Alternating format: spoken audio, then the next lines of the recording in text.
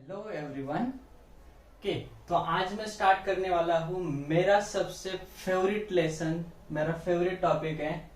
उम्मीद है कि टॉपिक खत्म होने तक आपका भी वो फेवरेट हो जाए। तो आपने प्रीवियस क्लासेस में पॉलिनोमियल स्टडी किया होगा। पॉलिनोमियल में हमने क्या किया था, उसके डिग्री के बेसिस पर उसके टाइप्स बताए थे। फर्स्ट हमने बताया था कि लीनियर पॉलिनोमियल था, एक लीनियर पॉलिनोमियल था। उसके बाद क्वाड्रेटिक था, और उसके बाद क्यूबिक भी हमने स्टडी किया था। लीनियर मतलब ऐसा पॉलिनोमियल जहां पे उसका डिग्री कितना होना चाहिए, डिग्री 1 है, डिग्री उसका 1 है। क्वाड्रेटिक पॉलिनोमियल में डिग्री कितना था, 2, और क्यूबिक में डिग्री क्या था, डिग्री 3 था। मतलब अगर पॉलिनोमियल में हमने जो भी वेरिएबल यूज किया है उस वेरिएबल का हाईएस्ट पावर को हम डिग्री बोलते हैं। अगर डिग्री 1 है तो लीनियर पॉलिनोमियल था, डिग्री 2 था तो क्वाड्रेटिक, और क्यूबिक के लिए डिग्री 3 था।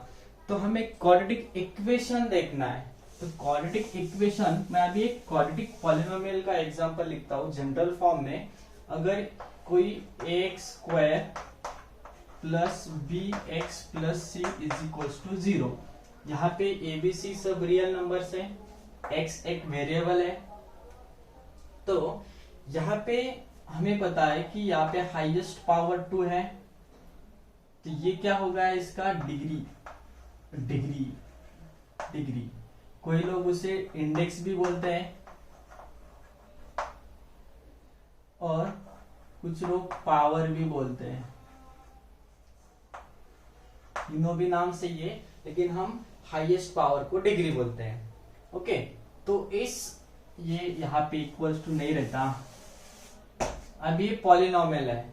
ओके, अगर इस पॉलिनोमियल में मैंने इक्वल टू सब्स्टिट्यूट किया और इधर अगर 0 है या फिर कोई भी नंबर है तो ये हो जाता है इक्वेशन। अब ये क्या हो गया, इक्वेशन। आपको पता होगा इक्वेशन में इक्वल टू का साइन प्रेजेंट होता है। अगर कोई भी एक्सप्रेशन में पॉलिनोमियल में अगर इक्वल टू सब्स्टिट्यूट किया तो इक्वेशन में कन्वर्ट होता है। तो हमें स्टडी करना है क्वाड्रेटिक इक्वेशन। तो क्वाड्रेटिक इक्वेशन ऐसा इक्वेशन है जहां पे हाईएस्ट पावर 2 होगा। हाईएस्ट पावर क्या रहेगा, उस इक्वेशन का हाईएस्ट पावर मींस वेरिएबल का हाईएस्ट पावर 2 होगा। तो हमारे लिए एक क्वाड्रेटिक इक्वेशन का जनरल फॉर्म है ax² plus bx plus c is equals to 0। यहाँ पे एक कंडीशन हमें अप्लाई करना है कि ये जो x² का कोएफिशिएंट है, ये a जो है 0 नहीं रहेगा, where a is not equals to 0। क्यों? क्योंकि अगर a की वैल्यू 0 होगी तो मुझे बोलो, मैंने यहाँ पे लिखा है ax² a की प्लेस पर अगर 0 सब्स्टिट्यूट किया तो हमें क्या मिलेगा, x 0 into x², total quantity 0 हो जाएगी। तो ये फिर 0 plus bx plus c is equal to 0 हो जाएगा, और रिमेनिंग टर्म क्या बचेगा, सिर्फ bx प्लस c। तो ये क्वाड्रेटिक इक्वेशन थोड़ी ना है, ये तो लीनियर इक्वेशन हो गया। इसीलिए कंडीशन यहाँ पे b की वैल्यू 0 होगी तो हमें कोई प्रॉब्लम नहीं, लेकिन a की वैल्यू हम 0 नहीं ले सकते। तो हम स्टार्ट करते हैं क्वाड्रेटिक इक्वेशन।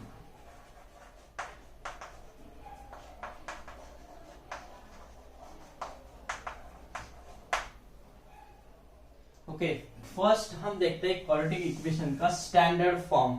एक स्टैंडर्ड फॉर्म होता है, जनरली हम इक्वेशन सॉल्व करने से पहले उसको स्टैंडर्ड फॉर्म में कन्वर्ट करते हैं। स्टैंडर्ड फॉर्म में कन्वर्ट करने के बाद बाकी चीजें हमें इजीली सॉल्व करने के लिए मिलती है। तो यहाँ पे हम लेते हैं पहले स्टैंडर्ड फॉर्म।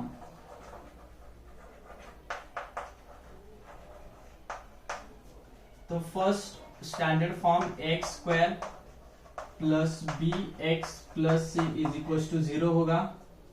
ओके, यहाँ पे हमें पता है a is not equal to 0 है। फॉर एग्जाम्पल कोई इक्वेशन दिया है y square is equal to 7x plus 5, तो ये स्टैंडर्ड फॉर्म नहीं है। हमें क्वेश्चन होगा convert this equation into the standard form. तो हम क्या करेंगे, सभी टर्म्स को LHS में ट्रांसफर करेंगे। ये जो टर्म्स है 5 7x, इसको LHS में ट्रांसफर करेंगे। LHS में ट्रांसफर करने के बाद RHS में 0 बचेगा। सभी टर्म्स LHS में है तो वो उसका स्टैंडर्ड फॉर्म होगा। तो क्या करना पड़ेगा, ये y तो ऐसे ही रहेगा y स्क्वायर, और वेरिएबल की जो पावर है वो हम डिसेंडिंग ऑर्डर में अरेंज करेंगे। तो ये हो जाएगा -7x plus 5 is equal to 0। तो ये होगा इस इक्वेशन का स्टैंडर्ड फॉर्म। ये क्या होगा, इस इक्वेशन का ये स्टैंडर्ड फॉर्म हो गया। ऐसे कुछ क्वेश्चंस भी होते हैं, convert the given equation standard form. तो यही तक हमारा आंसर कंप्लीट होता है। ओके, और कुछ क्वेश्चन ऐसे भी हो सकते हैं, identify given equations are quadratic और not.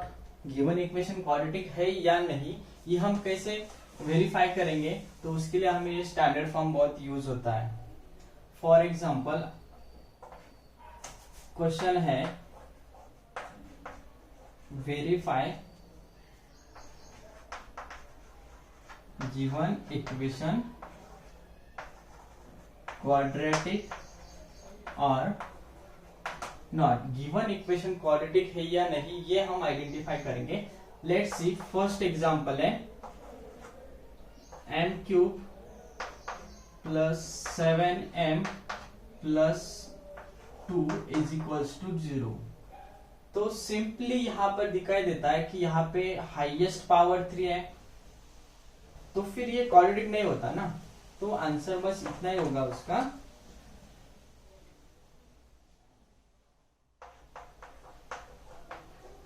Power is 3, power is 3, और हम इसे ऐसे भी लिख सकते हैं degree is 3, therefore it is not quadratic equation. It is not quadratic equation. Second, और एक एग्जांपल देखते हैं, 5x plus 3 plus 4x square, is it quadratic? Yes, arrangement order में नहीं है, लेकिन यहाँ पे x स्क्वायर भी है और x स्क्वायर से बड़ा कोई नंबर नहीं, मतलब स्क्वायर है, हाईएस्ट डिग्री भी 2 है। तो यही क्या हो गया, 4x square plus 5x plus 3। इसको हमने स्टैंडर्ड फॉर्म में रिप्रेजेंट करने के बाद भी हमें दिखाई दे रहा है कि ये क्या है, एक क्वाड्रेटिक इक्वेशन है। तो हम इसे कैसे लिखेंगे, degree is 2, therefore it is quadratic equation. बस हो गया, सिंपल है, सिर्फ हमें आइडेंटिफाई करना है गिवन इक्वेशन क्वाड्रेटिक है या नहीं। ओके,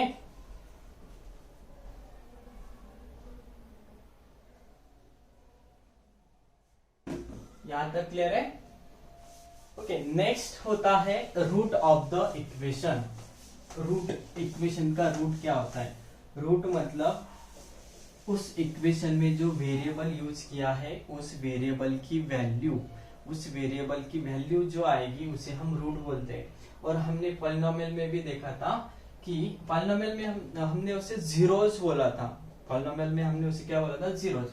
और कितने जीरोस पॉलिनोमियल के आइडेंटिफाई होते हैं तो डिपेंड करता है डिग्री ऑफ द पॉलिनोमियल। उसी तरह इक्वेशन में भी उस इक्वेशन में जो वेरिएबल है उसकी जो वैल्यूज है वो कितनी वैल्यूज होगी, वो डिपेंड करता है कि उस इक्वेशन में वेरिएबल की हाईएस्ट पावर कितनी है। अगर हाईएस्ट पावर हमारे लिए यहाँ पे 2 है तो इस क्वाड्रेटिक इक्वेशन में हमें हर एक इक्वेशन के 2 रूट्स मिलेंगे। तो फिर अगर ऐसा इक्वेशन है 2x² plus 3x plus 7 is equal to 0, highest power 2 है, तो फिर इस x के दो वैल्यूज मिलेंगे और उस दो वैल्यूज को हम बोलते हैं रूट। मे भी पॉसिबल है कि किसी इक्वेशन में दोनों भी वैल्यूज सेम रहेंगी या फिर दोनों भी वैल्यूज डिफरेंट रहेंगी, वो सॉल्व करने के बाद हमें पता चलेगा। लेकिन इतना याद रखो कि किसी भी क्वाड्रेटिक इक्वेशन के लिए दो रूट्स होते हैं। ओके, तो हम एक एग्जांपल सॉल्व करते हैं, फिर हमें पता चलेगा कि रूट्स एक्चुअल में दो कैसे आते हैं, टू रूट्स कैसे फाइंड होते हैं। एक एग्जांपल है x² minus 15x plus 54,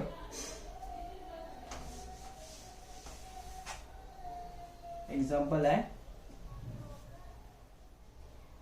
x² minus 15x plus 54 minus 15x plus 54। हमने अभी तक उसके सॉल्व करने के मेथड्स नहीं देखे, लेकिन एक टू रूट्स कैसे फाइंड होते हैं ये बताने के लिए मैं डायरेक्टली एक सॉल्व करके देता हूँ। नेक्स्ट वीडियो में हम देखेंगे कि इक्वेशन को सॉल्व कैसे करते हैं। तो फर्स्ट यहाँ पे एक फैक्टराइजेशन मेथड है, वो आपको पहले से भी पता है ना, आपने इससे पहले स्टैंडर्ड में भी पढ़ा होगा। तो फैक्टराइजेशन मेथड हम यूज करते हैं। फैक्टराइजेशन करने के लिए हम क्या करते हैं, फर्स्ट टर्म और लास्ट टर्म का मल्टीप्लीकेशन। फर्स्ट टर्म 1 है, मतलब इस x का कोएफिशिएंट, लास्ट टर्म 54 है, इन दोनों का मल्टीप्लीकेशन भी 54 ही आएगा। अब इस 54 को हमें ऐसे फैक्टराइज करना है कि जहां पर हमने उन फैक्टर्स किया और फैक्टर्स के एडिशन या फिर सब्ट्रैक्शन किया तो हमें -15 मिलना चाहिए। तो ऐसे कौन से टर्म है 54 के फैक्टर्स जिनका एडिशन सब्ट्रैक्शन 15 हो। इस तो 54 के क्या क्या फैक्टर्स हैं, 9 इंटू 6 या फिर 6 इंटू 9 भी आता है। तो यही फैक्टर का देखो एडिशन किया तो 15 आ रहा है, लेकिन -15 नहीं आ रहा है।